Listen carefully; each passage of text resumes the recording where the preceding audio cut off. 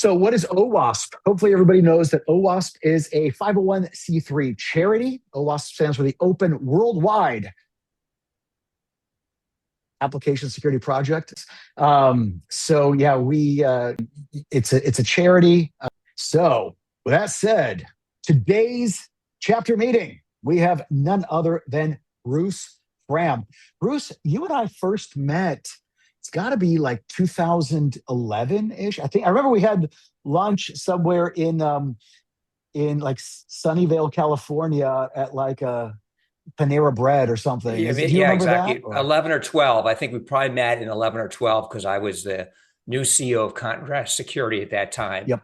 Yep. Bruce is a combination of serial entrepreneur and deep enterprise expertise on automated code remediation. So this looks like it's going to be a topic that everybody is interested in.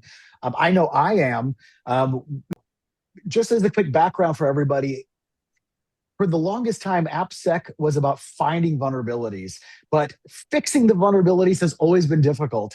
And so right now we're looking at a new generation of services and folks that are figuring out ways to automate the remediation, which is finally going to make a giant dent, I think, in the AppSec problem. So you've recently written the AI Security Advantage, how to fix code 10x faster. I'm looking forward to that. And let's give a little virtual round of applause for Bruce. All right, here. Thrilled to be here, and again, thanks for the work that Jerry and Kelly do with this OWASP virtual chapter. We think it's a brilliant idea. We're like, why hasn't anyone done this in all the years that OWASP has been doing? So as Jerry said, I'm Bruce Fram, CEO of AppSecAI. I was the founding CEO when Jerry and I met of Contrast Security. I've had either the privilege or non-privilege of being the CEO of 7 venture-backed software companies. So I know this well, both that I think is, some people will say, or my CTO Kevin will say, I'm a little more technical than your average CEO person. And I have to tell you, I've never had more fun doing a company than just being in this AI world, because you can do things yourself that I never could have done. This is actually super fun. And I'll talk about the fun because I think we all should be having fun right now using it. We've been working on AI-powered remediation for the last couple of years. We got started because Michael Kartsonis, my co-founder, who's also Contrast, says, hey, I think AI is going to be great for doing AppSec and code remediation. He was right, but it is always a little bit harder than it looks. As we all know, God, that looks pretty easy. It's that. What we're talking about here is AI-powered remediation for first-party code, the code your developers wrote. There's other kinds too, but that's a big enough rock to push up the hill, I think, to keep us busy for the next 20 or 25 minutes. And what we're talking about is generating actual fixes, as Jerry said, that are validated fixes. This really wasn't possible before we had LLMs. I mean, you can't use rules to do all this stuff. There's just too much going on. But even with the AI and the LLMs, new non-LLM techniques are very important also, but even more important is you, okay? The expertise on this channel is incredible, and I think is very important for making this all go. The robots are not going to replace us. We need to go solve the problem. I mean, we have to win, and we can do that. And we'll hit the, there we go, and there you go. I want to talk about, kind of the agenda for winning. As Jerry says, we're really good at finding problems. But I'll say, first of all, using this technology is fun. I'm learning every day, and I hope you are every day. But the world is changing super quickly. We all know attacks are coming. We've heard all this stuff. The AI-powered ones are absolutely here. There's been papers written on this. If you want to learn more, certainly contact me. I'm going to present what we and others see as the new dev process and how AppSec might fit into it, because there's a whole new process coming. And we spend a lot of time thinking about this. And I also want your thoughts. You can put them in the chat. Michael here is monitoring that, and Kevin doing that, and happy to talk about it because there's a new role for AppSec coming in for you. This is an opportunity because we can finally do something about it. As we always say, with problems come opportunity. And there's a big problem coming, but there's also a big opportunity for us. And that's what I'm excited about. So I'm going to talk about a few things over the next 20 minutes or so. First, the software development process is changing rapidly. I'm going to present what we and others see as the new dev process and how AppSec might fit into it. And again, I really want to get people's thoughts on this. If you're watching the YouTube video or whatever, send them, because I think coming to some consensus, some thoughts about what this new model is important. I want to talk about economics. Our current process economics don't work, and this is only going to get harder. We have to do that. We have to deal with CFOs and other folks to get resources. We've learned a lot in the last few years about where AI can help and not, and a process to make it effective, because even the latest models do really, really silly stuff. And finally, how you can get started in a practical way, not boiling the ocean. At the very end, after we get through that, I'll just cover some random tips and tricks that we've learned in the last 2 years. For those of you who are still experimenting and playing with this and using everything, you might want to hang on, and we can have a little tip and trick exchange at the very end, having probably nothing to do with AppSec, but hey, we're all learning every day. Let's talk about what we're learning. But first, I want to do a little bit of audience participation, as I could see people know how to go use the chat. If you're using AI every day in everything you do, put a thumbs up in the chat, as we'll go do that. Let's get everybody's thumbs going here, because that is, thanks for the LinkedIn.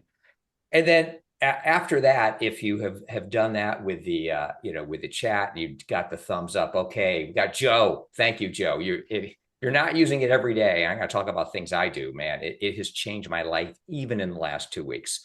Second thing, how many of you broken something? Put a crying face emoji in the chat if you've broken something with it. That's that. And I want to talk a little bit about, good, the little Kevin breaks things all the time. Jerry, you break things all the time. People are breaking stuff all the time. I want to talk about, hey, if you use this past February 5th and noticed a difference, this is when all the new models arrived that make everything feel like a different era. Again, I'll drop a link, or Michael, maybe you can drop a link in the chat. There's a great think piece on this that's been going around that talks about the new development process that we saw. It's fun. And before I want to go on, put a rocket ship in here. Jerry's already done this. Have you heard of OpenClaw? Okay, you may have not heard of this, but I just want to get a feel. Have you heard of or used OpenClaw? If you've used it, tell us that. That'd be even cool. Oh, Harold has got it. Okay. Oh, Kevin has Marie. Marie, you're all over it, and thank you for fixing that. Okay, I love the rocket coming in from Jeffrey. Because here's the interesting thing. OpenClaw, if you haven't heard about it, is the fastest growing open source project in the history of open source. It was developed by one person in a matter of a month or two. There's actually a great interview with him from last week on the Lex Friedman podcast, if you want to go listen to what he did. VWen went live on November 25th of 2025. If you don't know, it's an open source personal AI agent. It can execute commands, manage files, interact with external systems. It has 75,000 installs a week, 189,000 GitHub stars in a single month. For context, last month, this group at the chapter, we talked about MCP servers. Okay, it took the MCP server GitHub main repository a year to get to 79,000 stars. This more than doubles it in about 6 weeks. And it's riddled with security flaws. This is just a few of them that people found. This thing is, it's taken off and it's riddled with them. And people in your enterprise are probably already running it. It's not that hard to go run. You can't get a Mac Studio anymore, a low-end machine, because people are buying these machines. They have a 3-week delivery time to go run this on, because no one wants to run this on their personal machine. And let me tell you, don't run this on your personal machine. Within it, run it in a VM and run it on a separate machine. But people are buying Mac Studios, for $1,000 just to run it, because it's so powerful. It can read your emails. It can do that. But here's the single most important point. This was the project, the product of one person, one developer. Think about what this means for software development. One person built it, and look what happened. It's happening in development right now, as we'll talk about. And the guy was acqui-hired by OpenAI 81 days after release. I mean, to me, this is speed. This is pretty exciting. But the good news is it's the best time ever to be an AppSec. This might seem like a nightmare, but believe me, we know from all the work we've done that this is the best time, because actually now we can win. The code explosion has created strong demand for what everybody does here. Michael and I used to be in networking. I promise you, we know a lot about networking as a CEO of a company called Network General. I promise you, billions spent on network firewalls are not going to fix these problems at all. You could get all the network firewalls you want. It won't fix OpenClaw. The answers have to be in the code. And this is actually our domain, is what you all know. You're the people that know how to secure applications.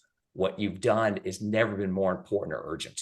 And for the first time, there's some tools and techniques coming out that actually enable us to do and you to do your job at scale that is really required.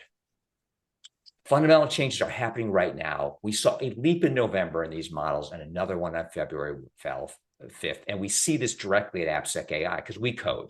My own workflow has changed in the last 2 weeks. I now run multiple AI agents on separate tasks simultaneously. Yes, it still gets caught in loops on simple things. And this is to Jerry. Jerry had a problem with his slides here. He couldn't get it in PDF. I spent 2 hours the other day watching an AI agent trying to save a PowerPoint as a PDF, Jerry. It tried AppleScript. It tried LibreOffice, and then some approach I never heard of. I finally just went in there, hit File, Save, Export myself.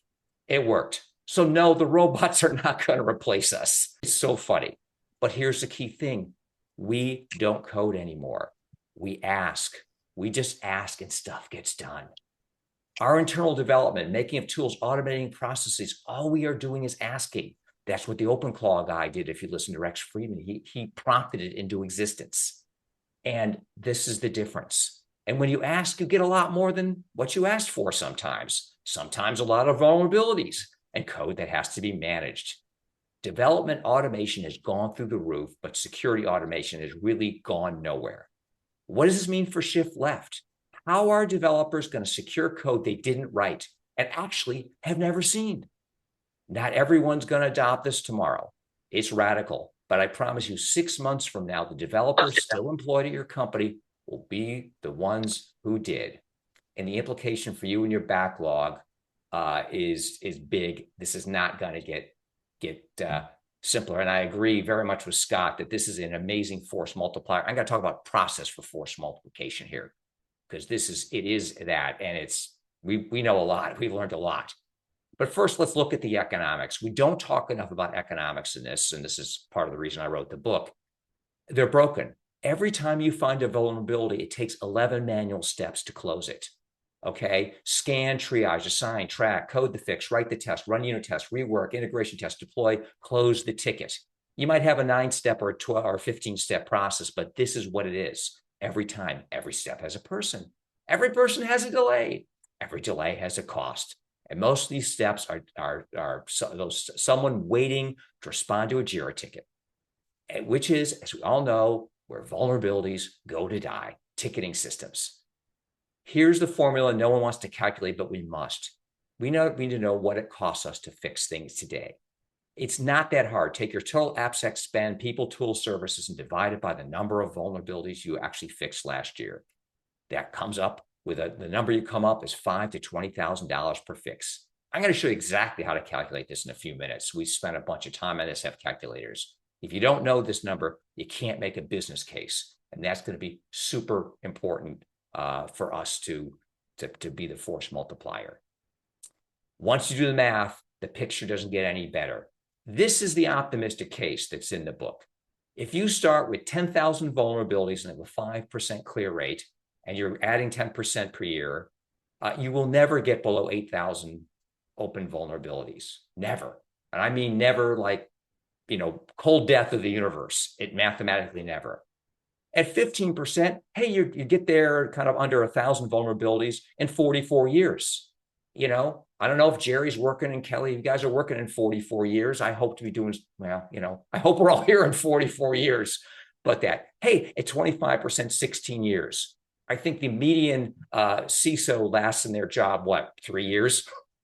And these are just for critical and high severity findings that when we've talked to folks.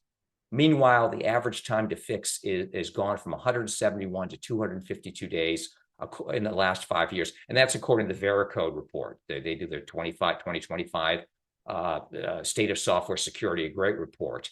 And the crazy thing is, these are people care about security. If you're a customer of a Veracode or lots of other vendors, you actually care. Okay, you're spending money. And we all know the rise in DBIR brings lots of new news every year, including the fact that application vulnerability exploitation is up only 180%. With 10x development speed from AI, the graph does not even apply anymore. I would love to cross out next. The real picture is worse. We're on a mathematical trajectory that guarantees we can't win. And the only way to do this is to change the process, because that was the optimistic scenario. It really looks more like this.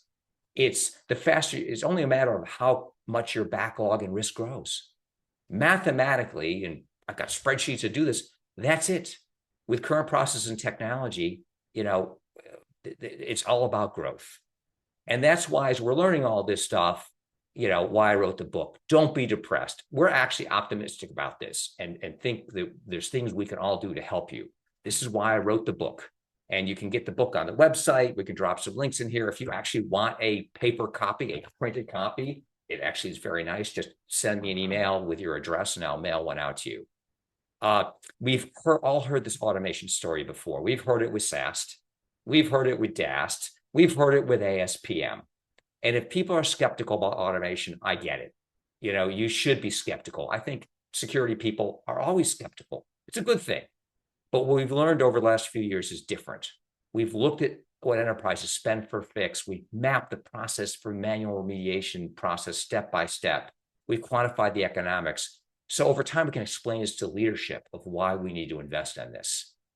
The book's a little bit already out of date. Jerry and I were talking how he's always doing his slides, over the weekend before his thing. And I was tweaking my slides yesterday for this. This whole open cloth thing happened over the weekend, but it's got all the foundations you need to put in place and really the foundations for how we can win.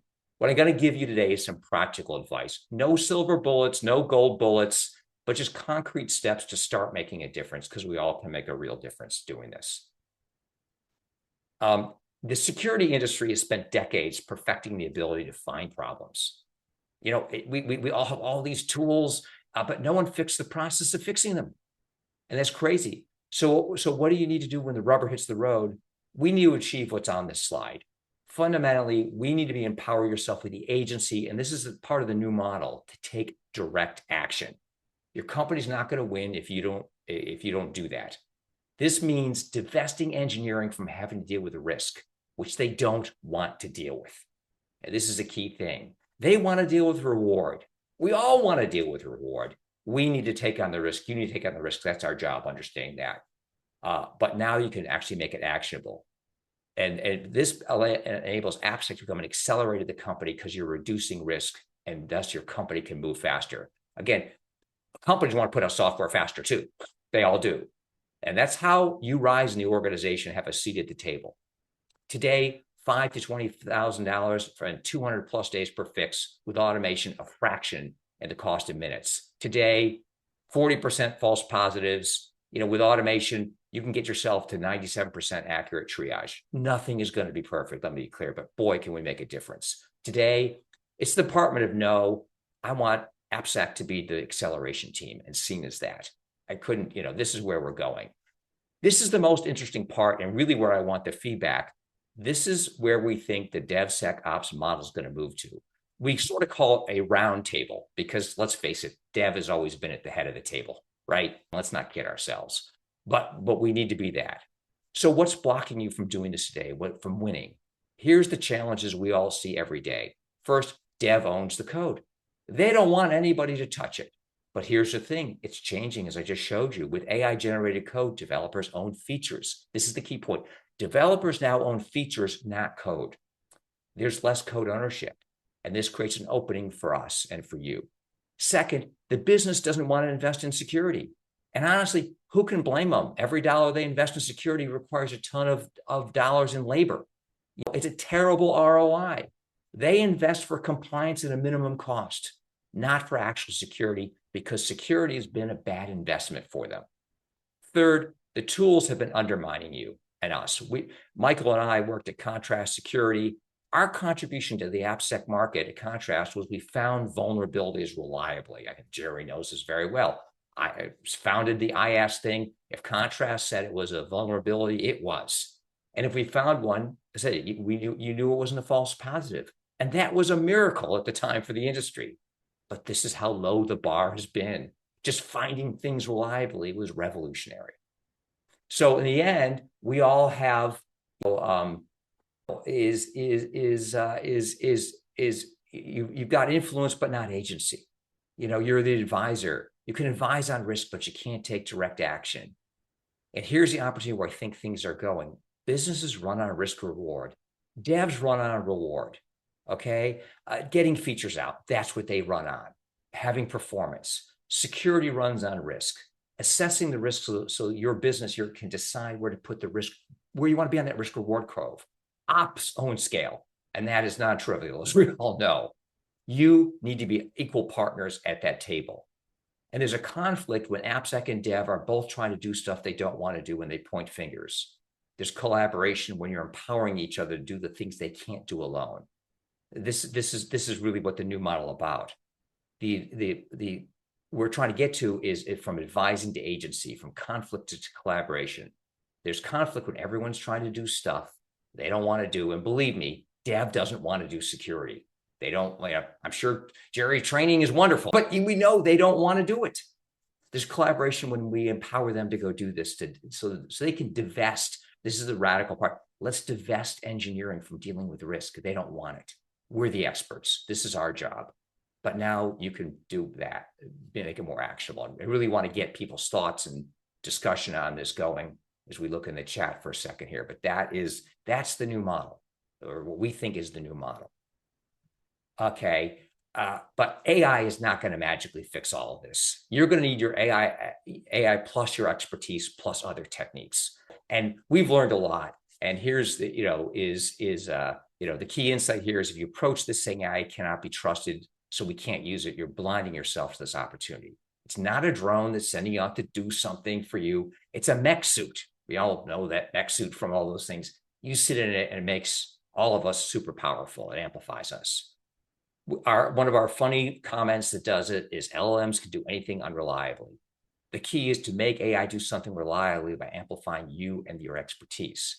Every move you make today becomes 1,000 times more powerful with AI, and it's craziness.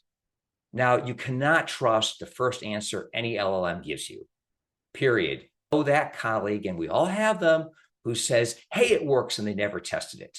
This is every LLM every time, but faster and a lot more confident. It tells you, yeah, this is it. We've learned in this remediation area to generate many candidate fixes and run them through an entire gauntlet of processes with that. And I'll get where you fit in. SAST rescans, compilers, linteners, functional tests, all that stuff. Only the fix that passes the gate is presented. And that's where it is. On the OWASP benchmark, which I'll talk about more, in 25,000 test cases publicly done, this gives 97% accuracy just on triage. Pretty cool. No one will fix everything, but the goal is to be better than human, and the goal is to fix 80%. Okay, if we can just take 80% off your workload, unburden you from 80%, and you just have the 20% to deal with, that is victory, and that's achievable. 100% is not achievable. Anyone says we do 100%, we know, we've all heard that before, but 80% is absolutely achievable, and that will be transformative, I think, for all of us, for our jobs. It'll be great. We have learned a few things about AI and what goes wrong. It's really fun. These happen all the time. And I thought I'd share a few stories about what happens when you don't validate. The comment killer. We ran all these fixes through automated checks. Everything passed, works great. Then we looked at the code. It deleted every single comment. AI looked at the code and says, what this needs? Fewer explanations. Craziness. Oh, the crypto library import. There's lots of crypto problems, as we all know. AI fixed a crypto issue by pulling an entire brand new crypto library into the organization they had never used. It's like asking somebody, you get that plumber comes in for the leaky faucet and they install an Olympic swimming pool. It's craziness. And of course, it doesn't compile. And of course, everything looks good. We've seen this many times. It passes all the logic checks, but it doesn't compile. This is the AI equivalent of, it works on my machine, except of course the machine doesn't exist. The lesson is, it compiles and passes tests. It's necessary but not sufficient. You must validate against your enterprise standards. And this is another key lesson we learned. Automated validation is everything. Okay, you can get lots of fixes. You have to validate securities. You have to do functional validation. You have quality, style alignment, and more. Okay, to confirm it works. But here's again the key thing with the new model is we need to separate the review responsibilities. AppSec, instead of going through this 11-step crazy process, should answer the simple question: does this fix the vulnerability? We're the code experts. You're the code experts in understanding what it is. Engineering should answer, does it preserve the expected behavior? Each team should answer the questions they can answer and have the agency to do this. This is about working AI into the process and segregating responsibilities so you're empowered and the developers are not disempowered. This is why developers don't know anything about security, and that's 95% of them have been doing. Why have they been doing security at all? It doesn't make sense. They don't like it. This approach that we're developing realigns things where you're a collaborator, not a blocker. And it's one of the most powerful shifts this technology enables for you to just make do this kind of thing yourself. And we'll talk about that more also. And then if you do this, what can be done? Okay, here's where it gets real. It really comes down to one of the metrics: how fast can you fix a vulnerability? So we are always doing things. We ran an experiment. We gave validated fixes to an AppSec practitioner. They had never seen the code. They had never seen our product, never used it. We gave it to them cold and said, okay, go out. I want you to triage, validate, comment on the fixes, our fixes, and merge them all in. And it took them an average of 8.2 minutes per vulnerability. Not days, not weeks, not 252 days we showed earlier. 8.2 minutes. That covers, again, the triage to making sure it's real, the validation. We asked them to comment on every single one and then merge it as appropriate. This is the difference between a broken manual process and a validated automated one. The human's still in the loop. Okay, they're reviewing, approving, exercising judgment, but AI did the 11 steps and the human does the final quality check. And the triage savings alone before we even get to the fix are enormous. We've seen hours of triage per 1,000 vulnerabilities reduced to minutes. This is just a whole separate data point on top of the fix savings. This is what AppSec as acceleration team actually looks like realistically in practice. So then you say, hey, how do I get started? Okay, because that is, we all have to be practical here. We say there's 3 steps to getting started that I'll talk about. First, measure, understand where you're at, pilot, and then scale with evidence. And we'll talk about each one of these for a minute. First, this is what I talked about earlier. We're very metric driven. You have to understand what your costs are and what you're doing and how long things take. And we need kind of metric driven AppSec. So before you change anything, measure it. What's your real cost per fix? Here's the formula. It's in the book. We've got calculators that do this stuff. You've got AppSec. Again, the formula is divided by vulnerabilities fixed by total cost, people cost, tool cost, cloud cost, management overhead. Your company's standard overhead rates, pick a number, 4 to 8 hours per developer time per vulnerability. You can do this. You can do a back of the envelope calculation without involving your CFO. It's not hard to do. Having some kind of estimate is critical to moving forward because you're going to need to metric this to do it. Secondly, there's other non-financial metrics before you start any automation program. Here's some of our suggestions: everything from cycle time to high sev to closure, backlog size, acceptance rate. Pick a couple of these things. Don't go crazy. Just pick, hey, we just want to do 2 or 3 things and put in place the process to measure them. Even back of the envelope, even one-time things with a few spreadsheets.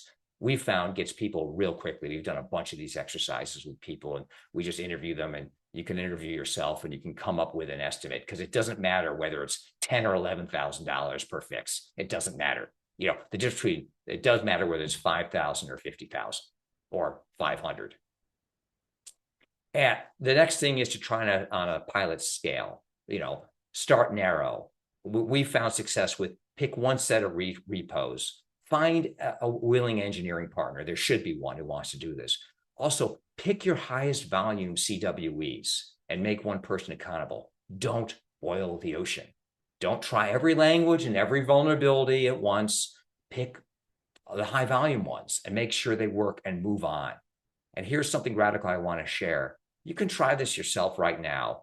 If you have a Claude Code account or access any coding AI, you can experiment with fixing vulnerabilities today. You don't need any of us. You don't need a vendor to get started. You can just see where things are and get a feel for this. We did this ourselves 2 years ago and concluded it was feasible, but learned a lot at the process, and you can learn too. The journey of understanding what AI can do is important. Go get your hands dirty. Go do this. Try solving vulnerabilities with Claude Code or Codex. You're going to learn a lot about the capabilities and limitations. We're confident the journey will lead you to understand why, purpose-built tools matter, but you just have to start by experimenting. Again, as you said, if you can have 1,000 findings and you can automate 800 of them, that is victory. Take the victory, I always say to people. Nothing is 100%. What a massive win for you and for your company, and it makes your job more fun. And then expand where the evidence supports it. This is about the mech suit, amplifying yourself at scale. Think of it as crawl, walk, rocket ship. Start with manual. This is where you are today. Understand your process and cost. Then we move to assisted, which is really what I've been talking about here, where the AI generates and human approves. You build confidence, and eventually, for well-understood types and code bases and proven track records, I think what we're going to is policy-driven scale. Auto-improve when confidence meets thresholds. Once you've done your 9,000 secret open secret, your 20,000 SQL injection, or the crypto libraries that we always see, you can do auto-approve when confidence thresholds are met. I think this is where we're going to, and we're going to have to get there. The key word is scale. The whole point of the journey is to amplify yourself at massive scale. You can't beat the code explosion fixing one vulnerability. Yep. I heard it. What? Say something. You need portfolio. No, I think somebody came off mute for a second. I'm mute. Okay, great. I'll mute everybody. You need the portfolio-wide remediation driven by policy. Before you expand, again, look at these metrics. Is your acceptance rates holding? Is a real rollback near zero? Is your cycle time? If yes, just roll through the next class. You can get there really quick, and it's really fun to go do that. Here's some questions that we ask before you try things. Nothing does everything. Nothing is perfect. But when you're looking at evaluating solutions and things, you want to ask some of these questions. First, does it work with what I've got? I mean, you are not going to change your CI/CD process for this. You're not going to rip and replace. It's got to work with your current scanners, your current CI/CDs. Secondly, is there, and we'll talk a lot more about this when I talk about test data, can it prove accuracy publicly? If there's no published benchmarks, there's no proof. No one here has got time to POC every application security vendor out there. You've got some proof.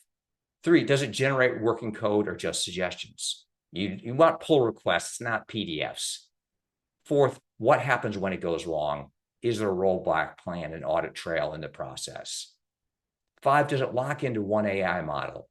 Here's the interesting thing. What we found is single model dependency makes no sense. We have found that different models are good for different things, and it changes. Again, on February 5th, things changed, and we were able to metric pretty quickly that this model is better for that, and that one's better for that. This is not going to change. These model vendors are investing billions of dollars, and they're very competitive. 6, does this adapt to my standards, your lintners, your style guides, your conventions? This goes back to my encryption issue. Don't put in an encryption file or methodology that isn't in everybody. That's not in the rest of your code. Is crazy.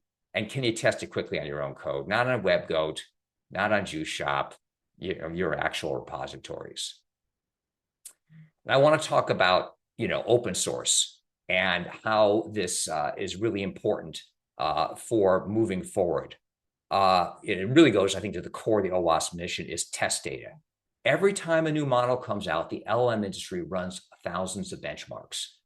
Okay, they've got this on this LLM arena board. They publish all their papers. They do it. Why aren't we doing this for application security? I don't understand.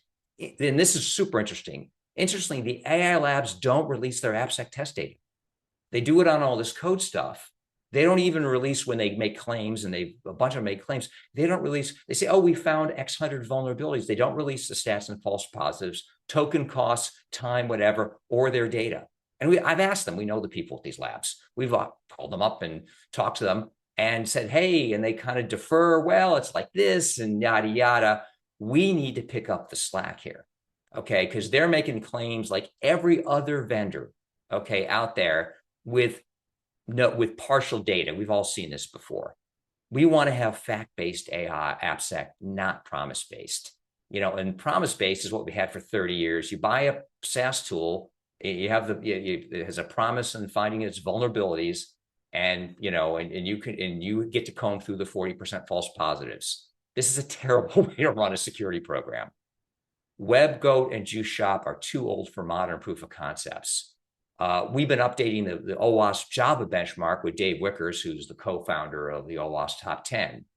For those of you who don't know, the OWASP benchmark is a collection of 2,700 test cases of a large number of CWEs that measures the accuracy of SAST and DAST and IAST products. And we're expanding it to remediation. We've contributed the first Python benchmark. There is no standard Python application, and version 2 is on the way. We've open sourced over 25,000 test cases on GitHub. So the goal is enterprises like yours can see what's actually effective without having to POC every product in the market. Again, just like the LLMs do, they're good for different things. Our goal over the next year is to expand this test data. If you want to help us and you want video, whatever, we have an entire process set up to do this. We have a lot of test data. We have a process for open sourcing it. If you can contribute an hour or two a week, you can make a real contribution to the industry, get your name on GitHub with that. So if you're interested, let us know, email us. We'd love to onboard you, and you don't have to know all our technology or whatever, but we've got this really slick process for getting open source data out there, and love to work with the OWASP community in doing that. Let's also be direct about the cost of inaction. In May 23, we all know this, a single SQL injection vulnerability in the Progress software, move it file transfer sat unpatched. There was an FAA SQL injection last year. Lots of organizations done, millions of records had their data exposed. It's all in the backlog. Every time I look into real, and I learned this when I was at Contrast, every time I look into real world vulnerabilities, real world exploits, it's not some crazy person doing some amazing technical thing that no one ever thought of. Okay. It's all things we all know about. Okay. The recent Anthropic paper where they said, hey, Chinese people were doing this and trying to do some exploits. They are all things we all know about. Okay. We got to lock our windows and doors. And this backlog compounds. 5K becomes 10K, becomes 25K. It's math. Shadow software multiplies this with no visibility. And believe me, we've seen nothing yet like shadow software. Vibe hacking is here. Every day there's a new project of another AI-based Vibe pen tester. Another hack is coming out. And we all know about staffing shortages. 53% of organizations have staffing shortages. Let's not kid ourselves. The CFO is not about to go double the size of your team. And eventually, if we can't show impact, the money's going to go elsewhere.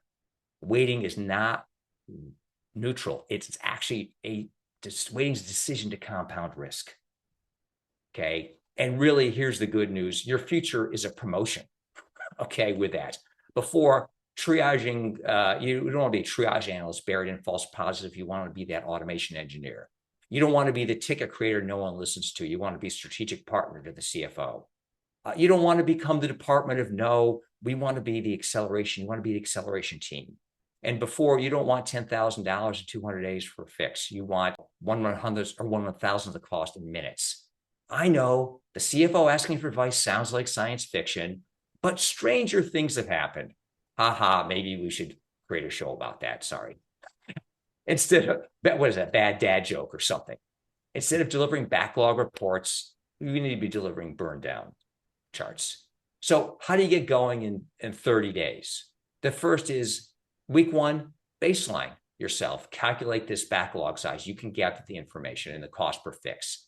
Secondly, build a business case with your numbers, the cost savings, the risk reduction. Again, the book takes you through many of these things. The third, evaluate some approaches with 7 questions. And week 4, pilot on your code, not WebGo, not Juice Shop, your repos, real results. But define your success criteria before you start. All the cycle time reductions, the minimum acceptance rates. You can do this. It doesn't have to be a massive program of let me get it approved and we'll do it in 3 quarters from now. We've done this a bunch, that. But I will say the room is full of people here, the virtual room and the video room is full of people that fix it, not the vendors, not the AI models. You are going to fix this. You're the people who understand how to secure the code. You need better tools and the willingness to change the process. Stop listening to me. Go calculate your cost per fix. The backlog's not getting smaller. We've been doing this for a long time. We've learned a lot. I can't cover everything in 30 minutes, but if you want to go deeper, the book is free. Maybe Michael will drop or somebody drop a link in there. If you want a hard copy, email me within it. I'll say one more time, if you're part of OWASP and want to make a contribution to the industry, we have this process. We'd love to work with you on publishing benchmark data. I hope today made you curious enough. And I think curiosity is the superpower. You're all curious. Otherwise, you wouldn't be in security. We would be in accounting or something like that. You're all curious enough to take the next step. That's the goal here. Whether it's calculating the cost per fix, trying cloud code on a vulnerability, or reaching out to us or anybody here, just do something in the next week. I get excited. I just knock my microphone. But first, we'll take a little break here, ask some more questions, and then we'll go into one more slide where I'll talk about tips and tricks, and people can add tips and tricks and do that. So when somebody brought my book on Kindle, now how am I going to go sign it? Hey, Tim, if you want a copy, email me your home address and I will mail you a signed copy of the book. And definitely want people's feedback on the book. This is trying to boil it down and not make it a novel. We didn't try and make it War and Peace here. It's let's go read it quickly and get the key points. You could also sign the Kindle itself. But real quickly, I just want to get a quick round of applause. Bruce, that was fantastic. I think you got one more slide. If there's questions, feel free to put them in the chat. I do want to start with one question. Bruce, one thing that the room is exploding with applause virtually. You can see all the little things popping up. But the thing I want to know is this, Bruce, from your point of view, you were talking about the fix side, and I totally agree with everything you just said. I think the other part of the equation that needs to be understood by most people is the attack side. So just like we are writing more code than ever before, the attackers are using AI in order to exploit vulnerabilities faster than ever before. So we're getting to this crazy point where code is coming out faster than ever before, and the attackers are going to be able to exploit it in a way that they never were in the past. Bruce, can you speak a little bit to that, please? Oh, yeah, absolutely. I usually don't like to talk to fear when I'm talking to security people because we've all heard it before. And I think there's an Anthropic paper, and maybe Michael can find it and drop it in the thing, where they caught some people allegedly from China doing the attack side. And what they did was, their conclusion on this was, this is a mech suit for the attackers. They said these attackers did, and they did the analysis, they did, again, 10x. They weren't alone. It didn't automate it, but the attacker could go knock on doors and look for passwords automatically. I mean, in the old days, you do a default password. It's a very simple thing to go in. And before, you could do it with pen tests, and now they can go figure out, try every known default password, back off all that. The attack is coming. I think we've been fortunate that it really hasn't come as much as quickly as I thought it did. But every day there's a new pen testing tool, open source, that I see out there. And we know that those open source tools are going to be used by everything. The orchestrators, if you look at Clawbot, which has got some really good stuff on it, you could use that in a very negative way. Okay. A very negative way. So the tools are there, and it's already here. Unfortunately, the attacks that are most effective are the ones we don't hear about. Nobody wants to publish it. Okay. I don't blame them. And I think that the tools are clearly there. The attackers are clearly using them. The nation states are using them, and we know how this is going to go. We've seen this before. Nation states do it. It's now coming down to small groups of people, and it's going to be single developers are going to put this stuff. So every exploit that's out there is going to be found. Okay. And you can debate whether it's a month from now or a week from now or a year from now, but it's there. And the cost of AI is going down. I burn a lot of tokens, but these guys are very competitive, the big three, and they're going to make it a lot more cost effective than it's ever been. And it is cost effective. So it's coming. We know it's here, and people don't talk about it, but it's there. Yeah, very, very well said. And I would just say, there are people, I mean, traditionally, it was always harder to exploit AppSec vulnerabilities than it was like network security or misconfiguration or even things at the operating system level, because people would get Metasploit, right? And just fire and forget. Right. But to do AppSec, it was a bit more difficult. You had to understand HTTP, HTML, JavaScript, the frameworks, the languages, all that kind of stuff. But LLMs now have reduced the need for that learning curve. So I personally think that we're going to see an explosion, in criminal activity in general. But I think it's really going to explode on the AppSec part, especially as these attack models are getting more and more sophisticated. Like Expo has the proprietary one, but I'm seeing them pop up on GitHub all the time where people are claiming to have models that understand how to exploit web application security vulnerability. So it does worry me. Well, again, what they're doing, and I agree with Expo's got their thing, but the thing is, we say a lot of things. We say one day find will be free. Okay, I mean, finding things is going to be free or a few tokens. And again, the same thing with pen testing. Imagine, I have lots of other slides I didn't go. Imagine when a pen test doesn't cost $15,000. Imagine when it costs $100 or $50 or $30. You can run all of these things on with AI all the time, and there's new ones coming out. So I often think these companies that have one little technique, what's happening is people are orchestrating them together. Okay, of this technique and that technique, and that's not that hard. We had an internal conversation about prompting to exist an orchestrator for part of our development process. We said, well, there's this development thing and that and that and that, and Kevin and I were talking. We can just tell AI to go build it that use these 6 different techniques. So someone's going to orchestrate all these open source things, and then what is the value of a pen test? Yes, there's a checkbox, you get your SOC 2 type of thing. But you're going to orchestrate 20 of these things together, okay, and do something. And that can be something that could be done this afternoon. And every of these open source ones does something well. It may not do everything well, but you don't need to do everything well. If everyone's got 10 techniques, got 20 techniques going against you, and there's a new one every day. Other questions? Well said. Well said. Are there any other questions that folks have? Please either come off mute or feel free to just drop the question in the chat. But we only have 3 minutes left, Bruce. So let's see if anybody has any questions. Or how many more slides do you have to go? I just had the one more slide, which is more say, hey, if we have a few minutes of feel free. Some tips and tricks. For those of you who are doing it, I'll give you a few quick ones. One, I burn a lot of tokens. Okay. Gemini AI Pro for $20 includes all the Claude models and the Gemini models and enables you to go between them. And I think that you always want to switch, or if you're copying a file, don't use Opus 4.6, but they've got a pretty generous Claude thing for $20 a month. I've been using anti-gravity and OpenAI Codex, and not for coding. I have done some coding, but I used it even developing some of this presentation. I said, well, I need a graph that does that, or I need that, or as a thought partner. It didn't develop it, but boy, was it helpful. Switch the coding models day to day, skip the chatbots. I do very little with chatbots anymore. I tell it to do things with that. The other thing, saving you time, is like backup. Document every session.